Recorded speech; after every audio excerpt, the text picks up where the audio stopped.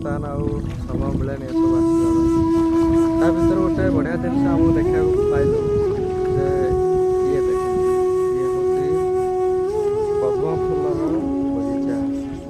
ଦେଖନ୍ତୁ ଇଏ ଘାଇ ଭିତରେ ଅଛି ବହୁତ ଗୁଡ଼ାଏ ଦେଖିପାରିବେ।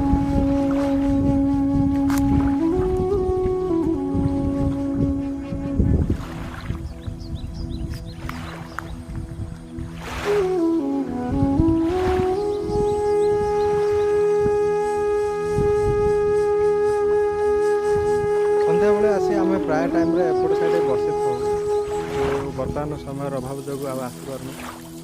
ଆଜି ଯିବା ସମୟରେ ଆମ ଦାଦାର ପୁଅ ମୋତେ ଡାକିଲା କି ଚାଲ ଭାଇ ଟିକେ ବୁଲିକି ଆସିବା, କହିଲା ଆସିବା।